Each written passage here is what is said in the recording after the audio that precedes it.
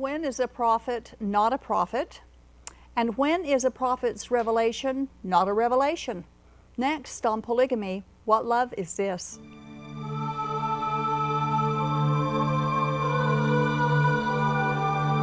She was born into polygamy. Her family followed the teachings of Joseph Smith, all of them, including plural marriage, especially plural marriage. Like many young girls, she had been promised to a man who was her father's age. But she fled. She ran away. She preferred an eternity of outer darkness to a life of polygamy. She chose hell over religious enslavement.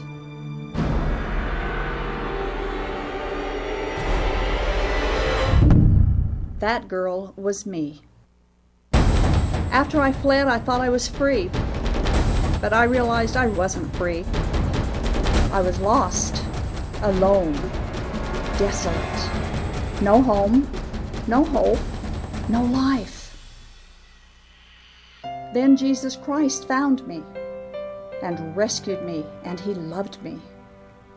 In His love, I found real freedom, a real home, a real life.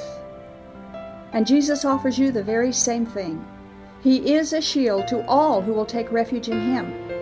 He has been a refuge for me, and He can be for you too. Knowing the surpassing love of Jesus Christ today, this is why I can look back and ask, polygamy, what love is this?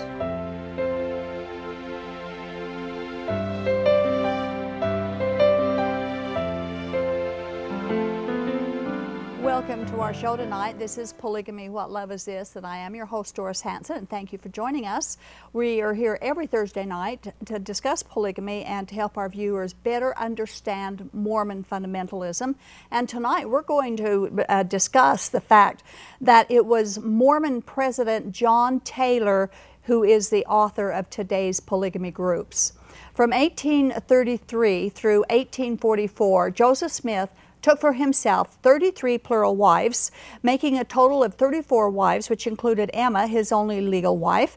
And also between 1833 and 1843, several other Mormon men in the inner circle of Mormonism also took plural wives, but polygamy was denied publicly while secretly it flourished. In 1843, Joseph Smith finally put in writing the revelation that is now Doctrine and Covenants, section 132, which sets forth plural marriage as a revelation and a command from God. Plural marriage was called celestial marriage. Now, the Mormons did not publicly preach plural marriage until 1852, after they had migrated to Utah. And Orson Pratt was the first person who publicly preached the Mormon doctrine of plural marriage as being essential for the exaltation of the Mormon people. During the following years, there was a lot of pressure that was exerted against Mormon polygamy, including from the government. After all, polygamy was illegal. But the Mormons refused to ban polygamy until 1890. Well, John Taylor was the third president of the Mormon Church, and he was a polygamist in hiding because he lived plural marriage.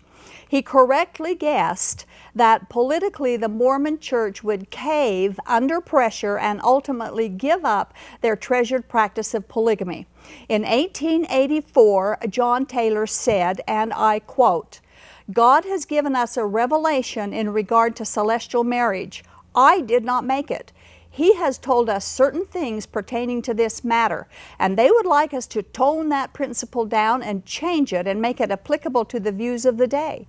This we cannot do, nor can we interfere with any of the commands of God to meet the persuasions or behests of men. I cannot do it and will not do it.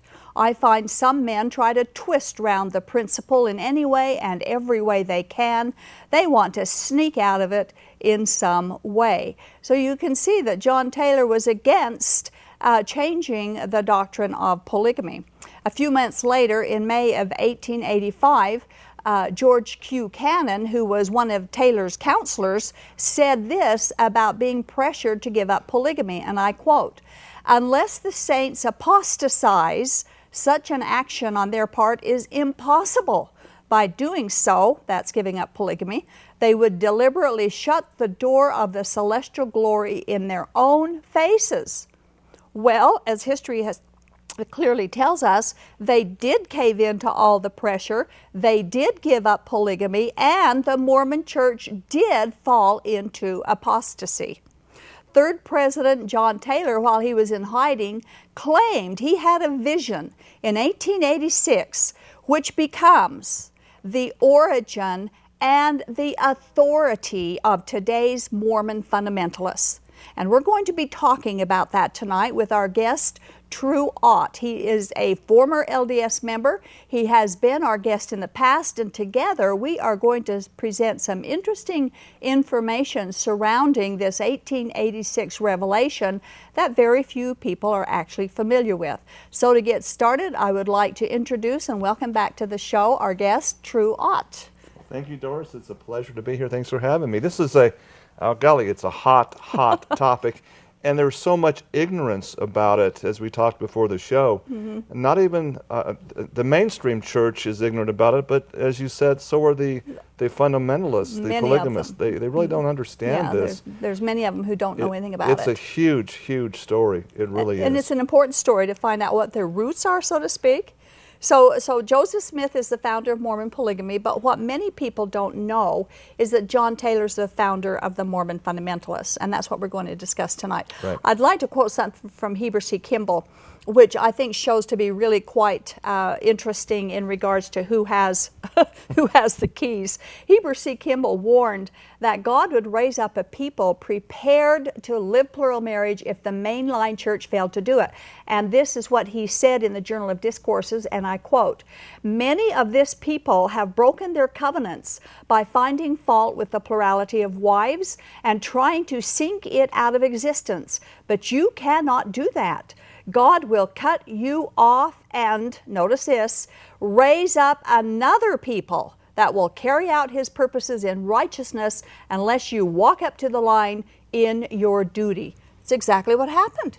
He said he'd raise up another people to do it. Indeed, but see, we need to be real careful here because polygamy is just flat out wrong. Oh, we're not saying it's right. It's right. We're just giving a little of their own history. Right. It's illegal for a very good reason. It makes slaves of women, ultimately, and children, and you know that from your experience better than anybody, Doris.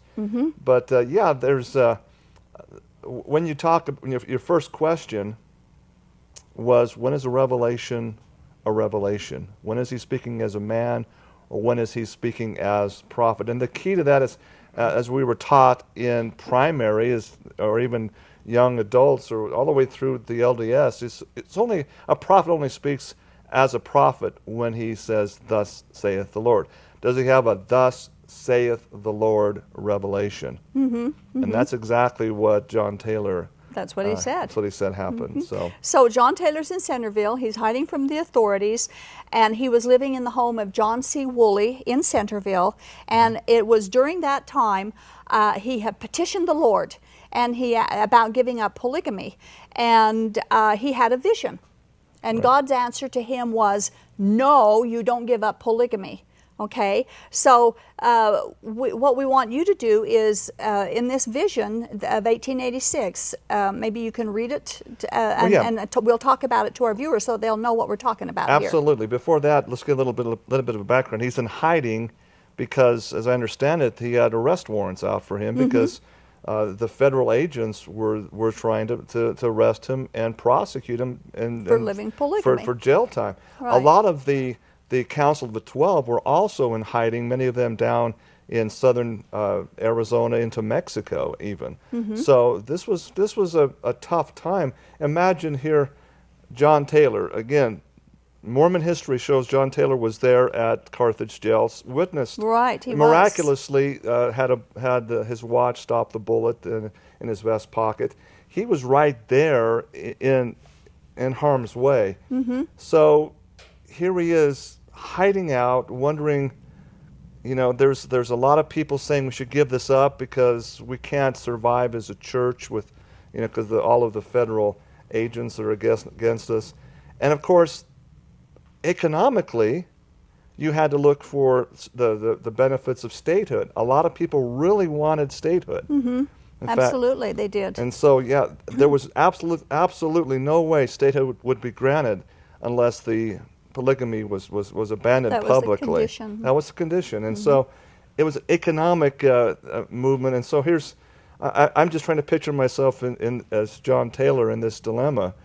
I'm sure he was, as hiding out, he said, what, Lord, what do I do? Yeah, and that's what he said. Exactly. And that's when he had this vision. So why don't you read some of what he said about his vision consisted of. The date he wrote down, and this is again in his own handwriting, September 27th of the year 1886.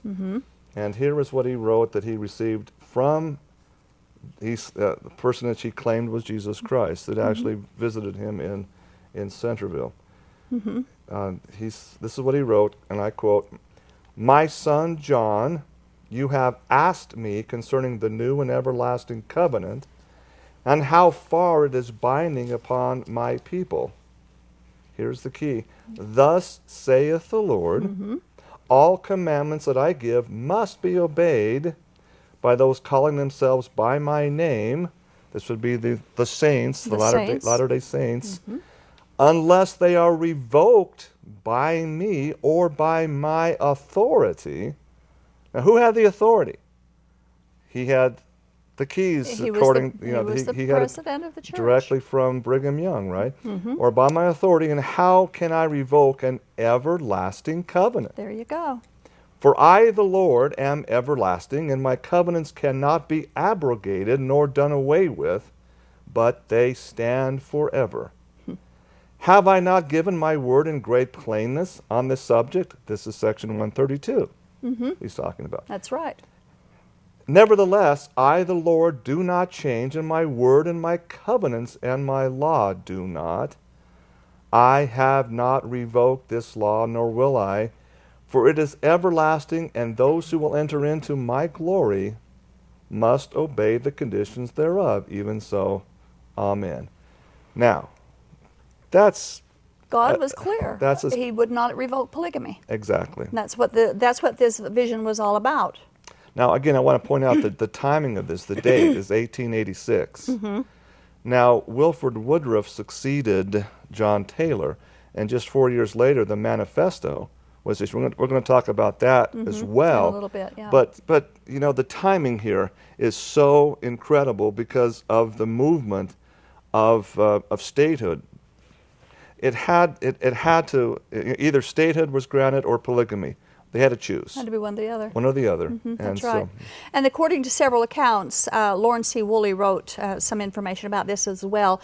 That next morning, he had that meeting, a vision all night, where supposedly Joseph Smith and Jesus Christ both appeared to him.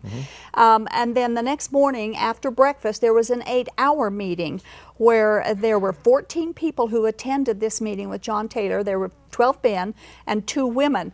And Taylor announced during that 8-hour meeting the next day that he would not sign any manifesto that gave up polygamy. He said he would rather have his right arm cut off or his tongue ripped out from the roots from his mouth before he would ever sanction giving up the celestial marriage, which of course was polygamy.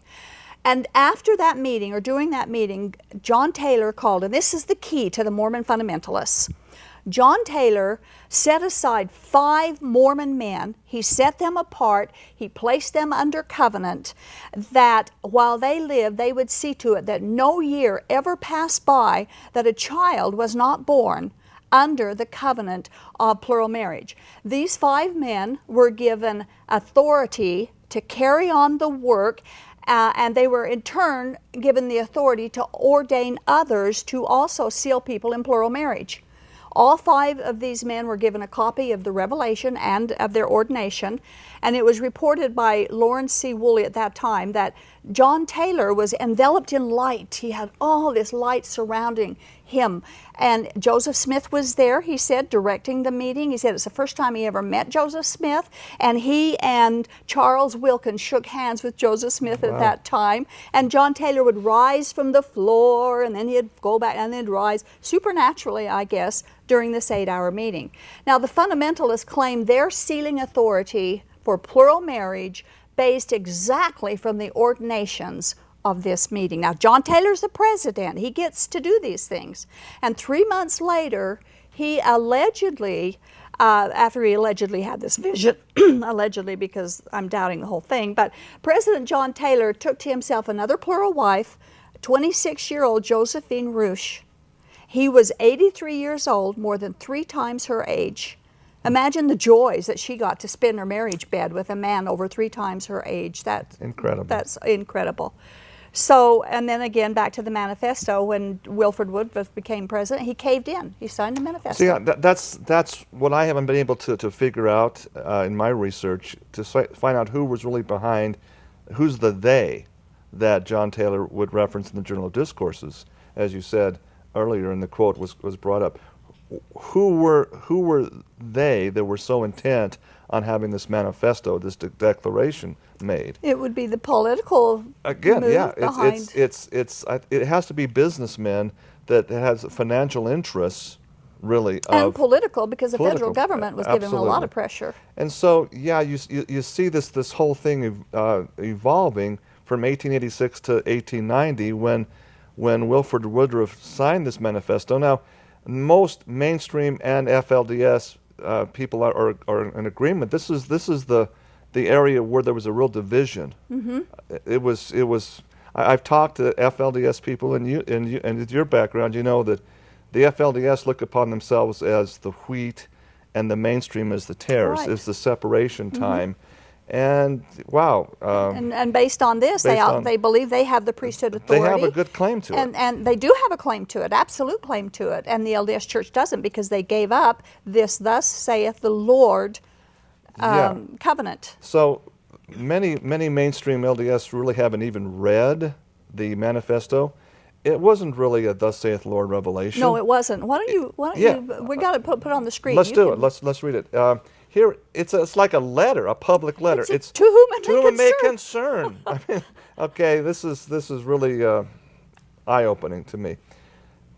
He writes, this is Wilford Woodruff in the year 1890, to whom it may concern, quote, press dispatches allege that plural marriages have been contracted in Utah since last June or during the past year, that the leaders of the church have taught, encouraged, and urged the continuance of the practice of polygamy.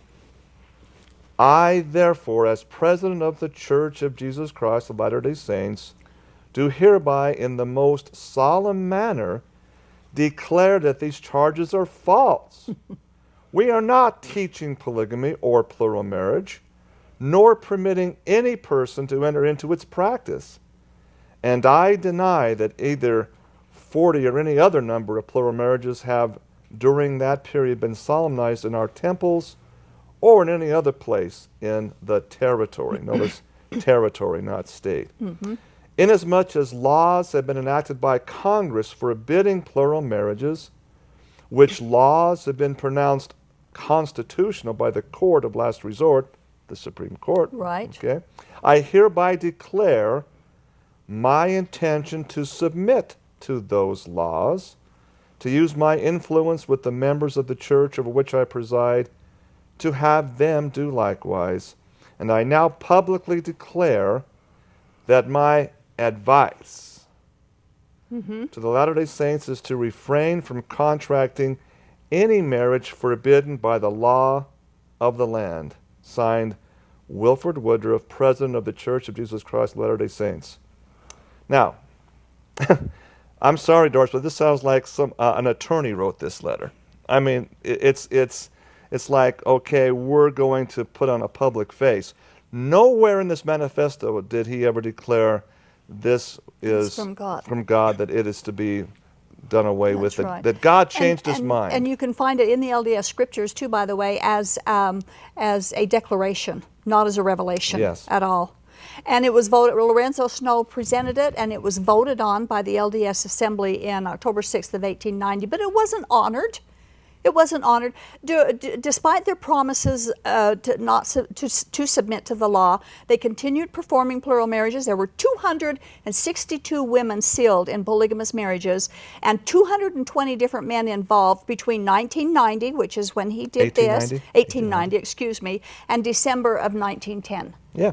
And they were men of the leadership of the church too. They weren't just some podunk guy who decided he was going to do this. It's like, okay, we're going to put on a public facade, and we're going to make it appear this way because the end justifies the means.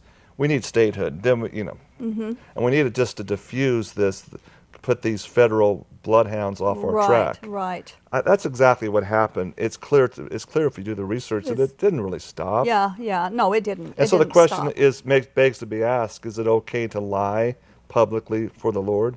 Well, yeah, there's a history of that, going back from the very beginning.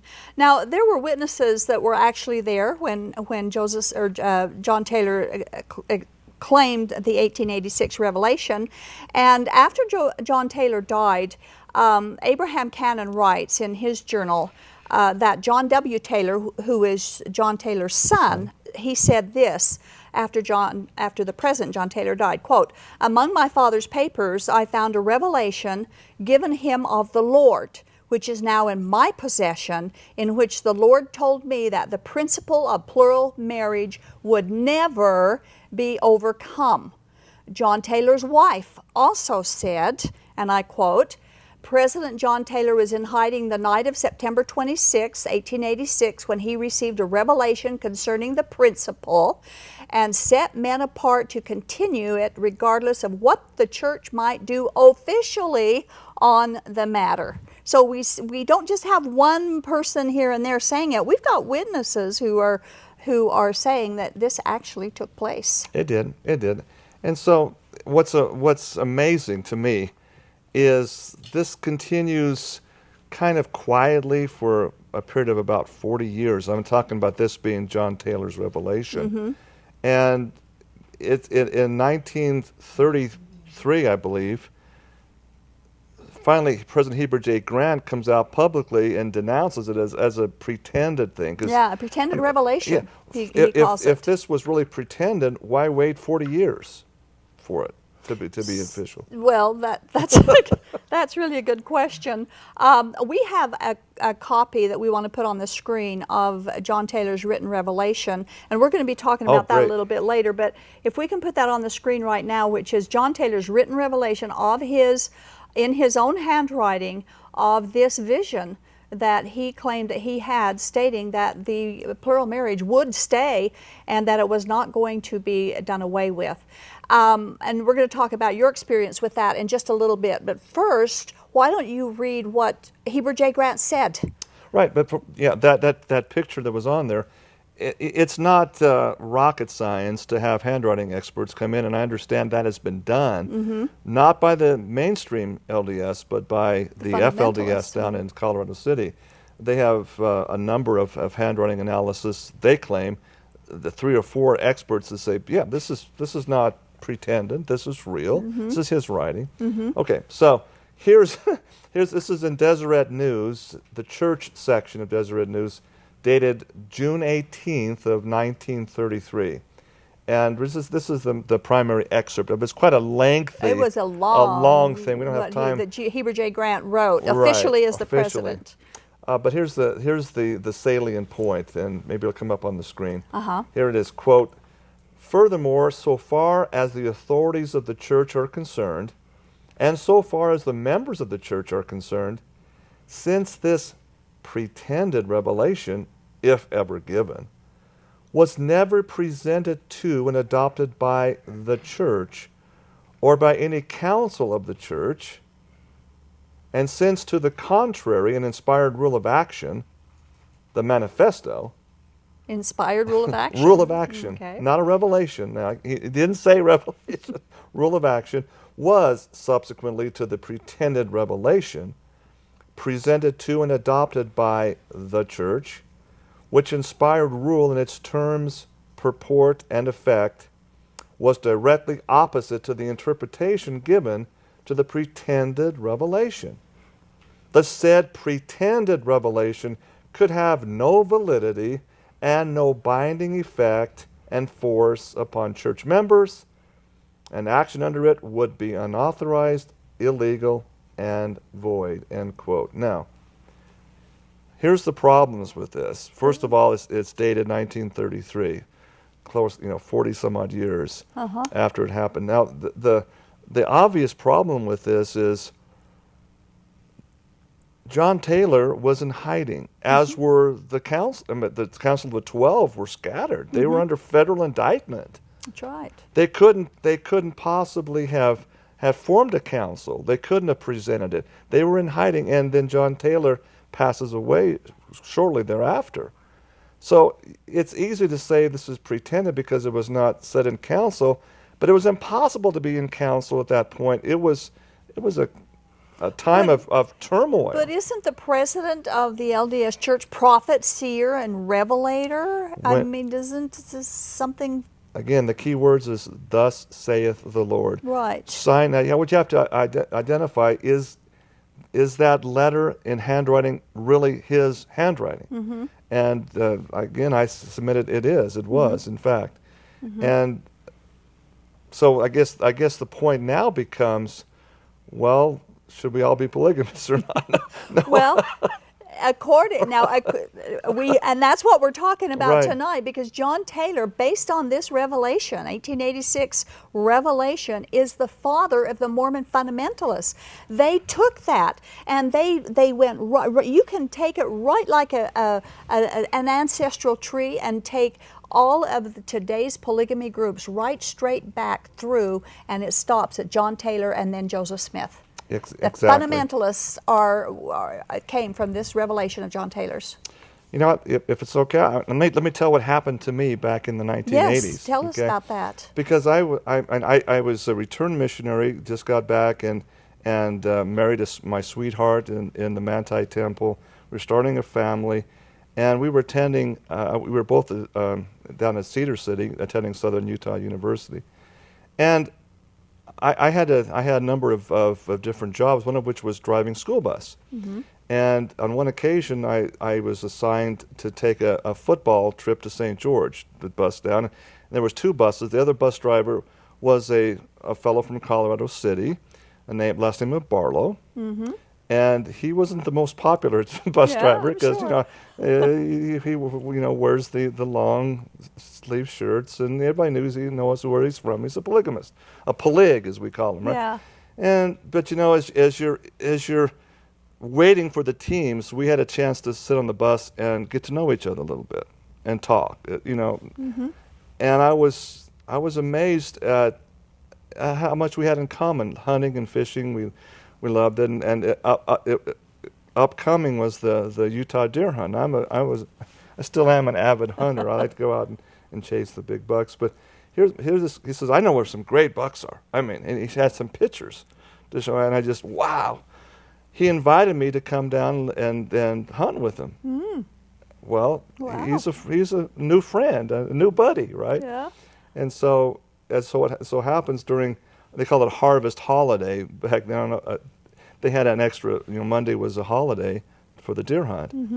And typically my sweetheart would go home to Richfield where she lived while I was out she was a deer widow, kind of, okay? So we went there and I went and sure enough, there were some great places down there on the border, big kaibab type of bucks. And so as I got to like this guy. He was fun. He was good to talk to. But the missionary in me, I'm here in return missionary. I thought, why doesn't he come and let me just teach him about our mainstream?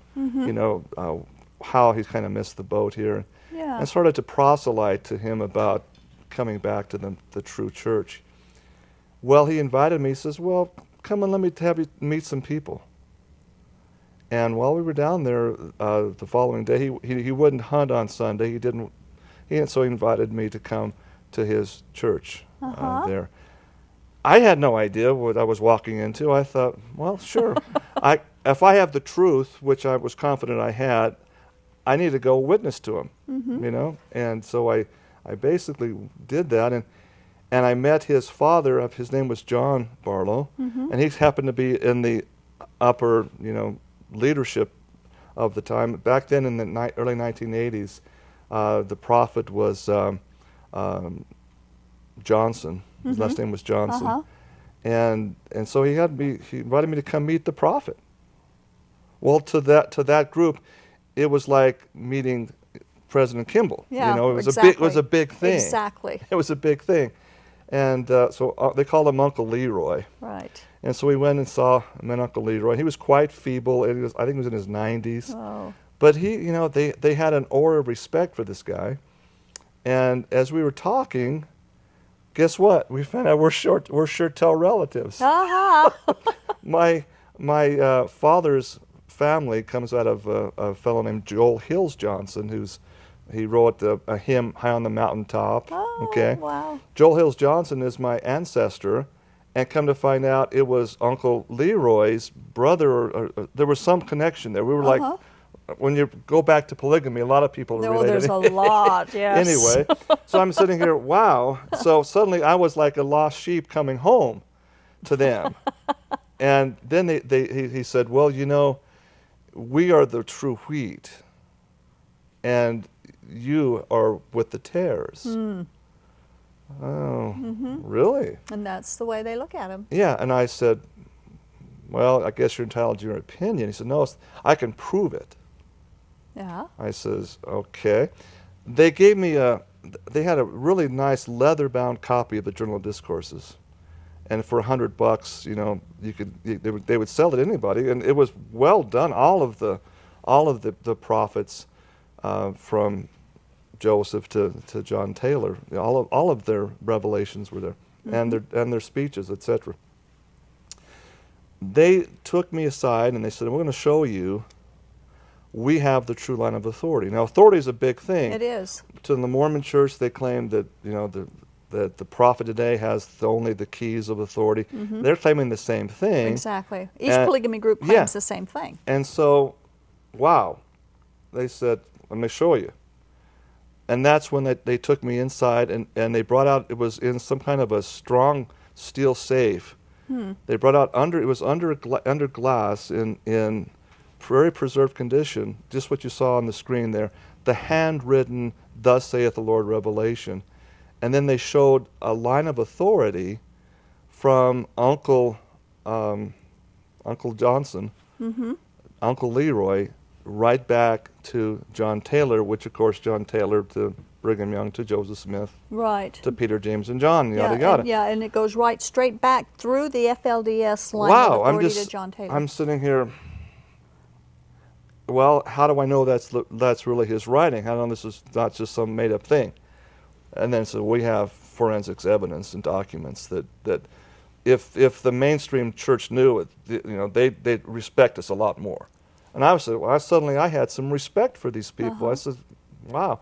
And so you saw the written document. Yeah. The original written document. Now I couldn't handle it, but it was under glass. Certainly. But they gave me a copy of it, to say, here's they gave them out, and I was sitting here, my head was spinning. Quite honestly, my head was like, wow. I had a new respect for my friend and the whole group. First of all, going to their church was like walking into a really nice mainstream LDS church, except for one difference. They're like all in pioneer garb. They're ready for Pioneer Day. They're the fundamentalists. But they had the same hymns, the same witnessing of the fact, the big picture, exactly. The big picture of Joseph Smith and the big picture of Jesus Christ, and I was like, holy mackerel! I didn't know what they were all about. You didn't know that they were Mormons. And instead of me witnessing to them, it was like I had a lot to think about. And it kind of shakes you up a little bit, doesn't it? It did. It shook my tree. Yeah. It did. And it started me questioning. And so the mainline church right now, they're denying. They stick with the Heber J. Grant comment that this is not a true happening. It didn't really happen. Yeah, and it's pretty weak. Again, let's prove it. Let's get handwriting analysis. Yeah. The FLDS, though I never saw their expert, I took them at their word that they had it. It makes sense that they would have it. And without a doubt, they were sincere about it. Oh, sure. So the You bet they question are. in my mind at that point was, wow, is polygamy right? And then I had to question that myself. Mm-hmm. And it's not right. Well, it is not right. But a lot of Mormons have left their Mormon church and gone to their fundamentalist groups simply because they've had experiences like you're just talking about. Yeah, exactly. And it seems like when they do that, some very dark forces enter into them, like the Laffertys and what happened with that. Oh my goodness, yes. They start having Bad these things. Revelations about you either obey my word or we'll slit your throat. Well, blood look atonement. at LeBaron, yeah. Yeah, The LeBaron LeBaron and group. Lafferty's. Uh-huh. And I saw some of that in Southern Utah. I really did. In fact, there was a group that were meeting and going over all these revelations, and they were secretly adopting polygamy. Mm-hmm. I thought they asked me to come and join in with the group. They did ask me. There was one medical doctor who was part of the group that was well respected. I sat there listening with an open mind, listening to what they were saying. But there was a darkness there, Doris. Well, it is a dark thing. There's a darkness. I got this knot in my stomach. This is flat out wrong. Mm-hmm. And I told them so. I says, whatever spirit you're following here, brethren, it's flat out dark. It's wrong. Exactly. And then they threatened my life. To be, it was that blood atonement thing again coming. It's what it is. Well, we need to break right now so that we can open up our telephone lines and take calls. If anybody wants to call in, make comments, ask questions, we'd love to hear from you. Our number is 801-973-8820, 973-TV20. Give us a call. We'd love to hear from you while we share our message with you. You are watching Polygamy, What Love Is This? Broadcasting live from Salt Lake City, Utah. This program is the broadcast outreach of a Shield and Refuge ministry. Shield and Refuge is a point of first contact for Mormon fundamentalists who question the doctrines of the religion or who are actively seeking for an opportunity to escape the polygamist lifestyle. Examining the claims of fundamentalist doctrine against the backdrop of biblical truth is central to our efforts. We invite you to contact us. Call toll-free at 877-425-9993 or email us at tv@aboutpolygamy.com. We want you to know that we've made available to you some outstanding resources free of charge. You will find them at our website, www.whatloveisthis.tv. There you will find the DVD, Lifting the Veil of Polygamy, which documents the real-life stories told firsthand of those who were lifted out of the culture of polygamy through the power and love of Jesus Christ. Also, free of charge to you is the booklet, Is Polygamy Biblical? It explores plural marriage in the context of God's Word and answers questions like, did God ever command polygamy? Is it part of God's plan? While you are at our website, make sure to take advantage of the archived episodes of this program, which can stream on demand directly to your computer. There are more than 100 shows to choose from. And if someone you know is unable to view this program via live broadcast, recommend that they visit this same website every Thursday at 8 p.m. Mountain Time to watch this show through live streaming video. Simply follow the links to the live streaming video page. If you are watching live tonight, we invite you to call us as we open our phone lines. The number is 801-973-TV20. That's 801-973-8820. Now, back to Polygamy, What Love Is This? With our host, Doris Hanson. Welcome back to our show. This is Polygamy, What Love Is This? I'm your host, Doris Hanson, and tonight with our guest, True Ott, we are here discussing an 1886 revelation that President John Taylor had. He said from the Lord, and supposedly Joseph Smith was with him, that they were never to give up the practice of plural marriage. They called it plural marriage, they called it celestial marriage, they called it the principle, they called it priesthood blessings, they called it priesthood privileges. They called it patriarchal marriages. There was a lot of code words that they used referring to plural marriage, and God supposedly told John Taylor never to give it up. So we are talking about who are the true Mormons here, the Mormon fundamentalists or the apostate church, which gave up polygamy. So the fact that the LDS Church denied that John Taylor had this revelation, are they denying that he was actually a true prophet of God, and that their leaders will never lead them astray? You know, I mean, and before you answer, I need to make a comment here. To the Mormons, the polygamists are wrong, and to the polygamists, the Mormons are wrong.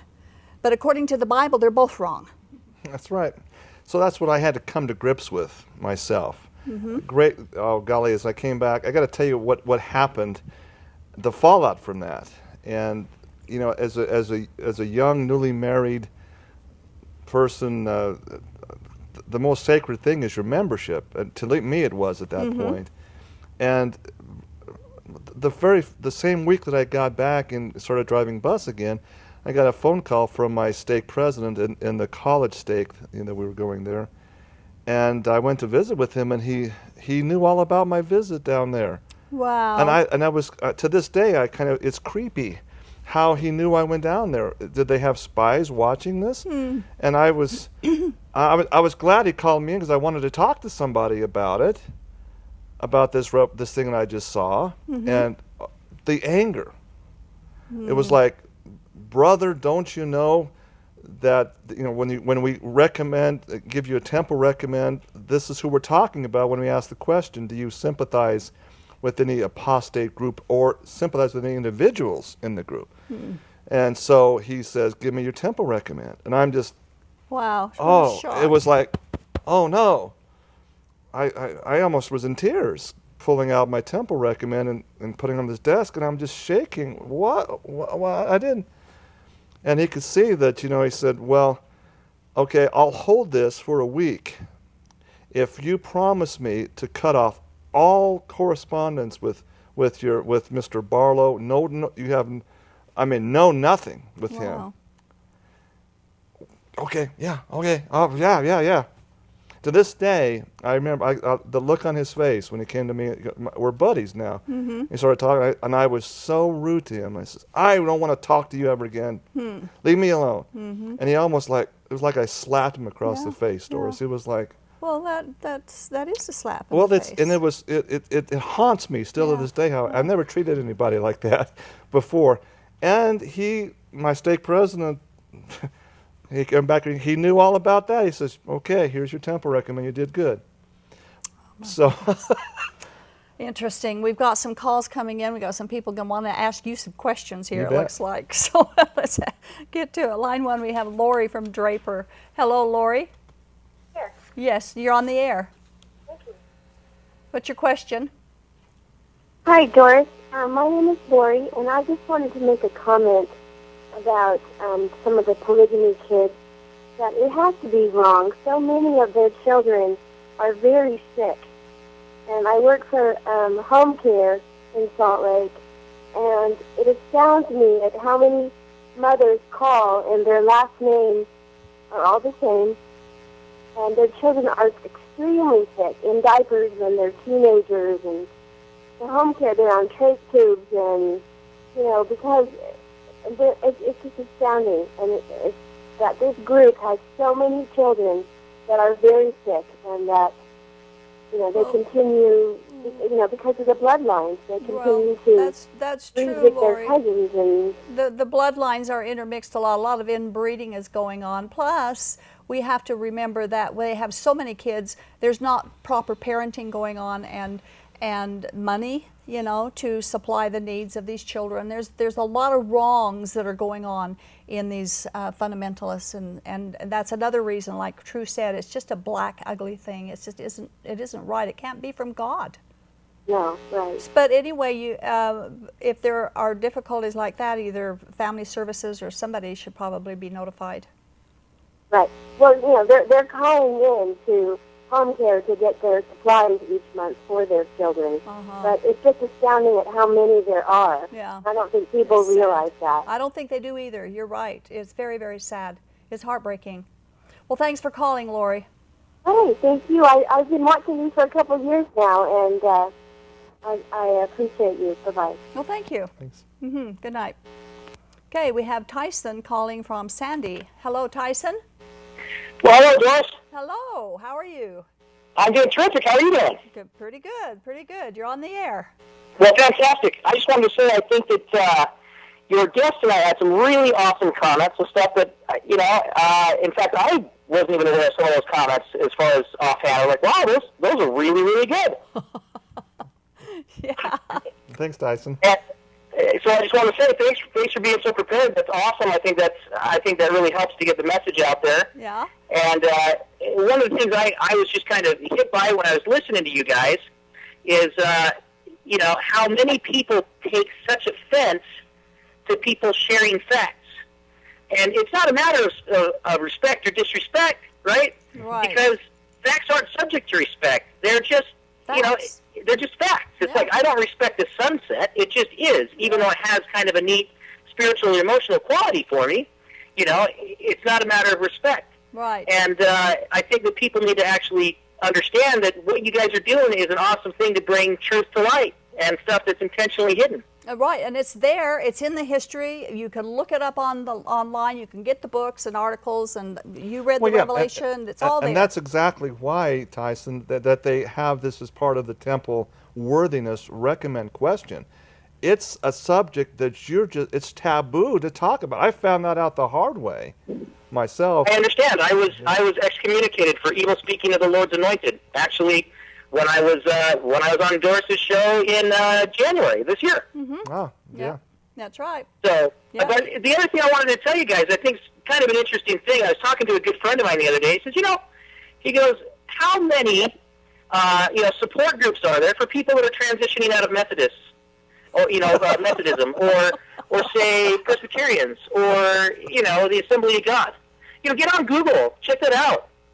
Yeah. None that we were able to identify. Maybe there are some, but none that we were able to identify. That's right. But if you go on to Mormons and fundamentalists that are transferring out of Mormonism, There's all kinds of programs. there are hundreds and thousands of people that feel such a need to speak out. Yeah. So an important point he made is this: people, these are your friends, these are your family, these are people you've known for a long time that you've had respect for, and then all of a sudden one day they get the truth because they've been lied to and they're upset.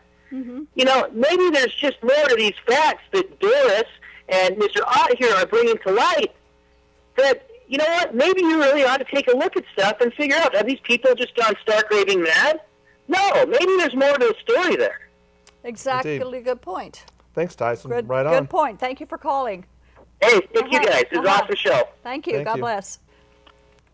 Okay, that's a good point. How many support? I've never seen one That's for a exiting. great point. A great point, Christians. because your mind goes into a mind warp. Uh-huh. It's like, It's and hard. you'll either do one of two things. You'll either give up all religion and become agnostic and atheistic, or you just it's like throwing the baby out with the bathwater. Yeah. Thank goodness Or there's. you go into a spiral yeah. and you just can't. Okay, we have line 3. Ann is calling from Magna. Hello, Ann. Yes. You're on the Hi, air. Doris. How are Hi. you tonight? Good, thank you. I was when we were growing up, we were told that, Utah wanted to become a state, and the federal government would not let them because of the polygamy. And so they were sending troops in to clear up the polygamy. Then they stopped it. But to keep the marriages going in secret, they had what they call a safe house in Bountiful and one in St. George, and they did marriages there. Do you know if that's true or not? It is, and they also went to Mexico. That's how the Mexican polygamy groups got And started. Canada. And Canada. Exactly. Oh, yeah. really? Yeah. Yeah. Oh, I didn't They know sure did. that. Yeah, they. Well, I learned something tonight. Okay, I just wondered, because we grew up telling that, that.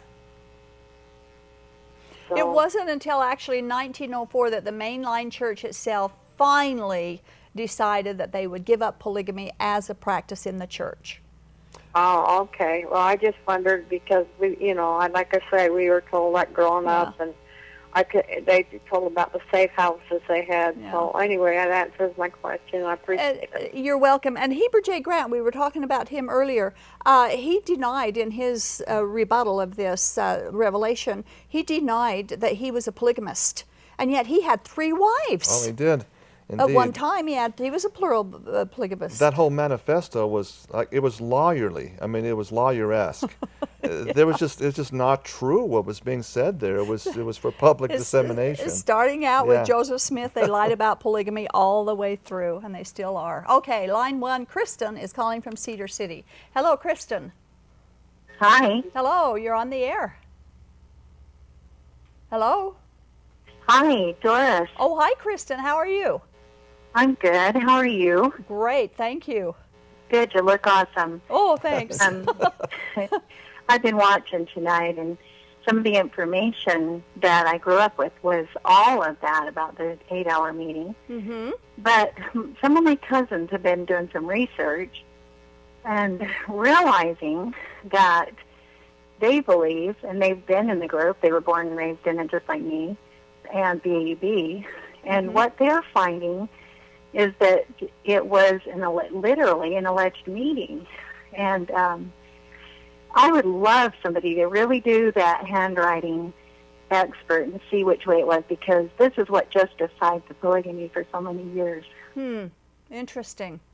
Very interesting. And the Lawrence E. Woolley story apparently changed over and over and over again. And so it would be awesome to have some real research done, because this is what kept all of us living it for so many years. It is, exactly. And, it would be neat to have some actual, not that the FLDS didn't do their work, but I would love to have somebody else verify an independent analysis done. An independent person, to see if that really ever happened too. Yeah. But anyway, thanks for all you're doing. Oh, thanks, Kristen. Appreciate your call. Yeah, the problem with that, as we discussed before the show, is do they really have that original under glass revelation now? Because I remember, I'm not sure of the exact date, it was in the mid-'80s, there was reports coming out of a theft, a burglary of some of these documents. I'm assuming it was these documents.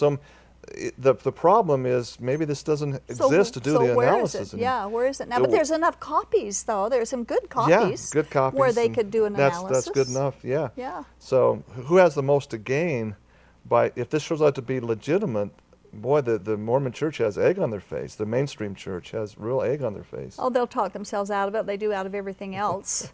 I guess one of my question is,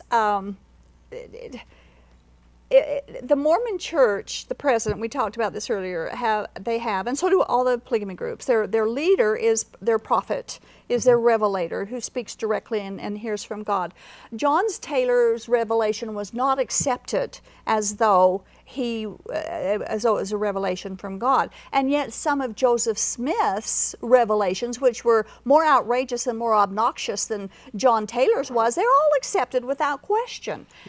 Well, how many revelations did John Taylor have that's in the Doctrine and Covenants? Well, I don't know of any. There's none. Yeah. So this is the one that is there. But see, he was a practicing polygamist in hiding. He was under federal indictment for this. If they caught him, he'd be serving the rest of his life in prison probably. He was an elderly gentleman. Especially after he married that 26-year-old girl.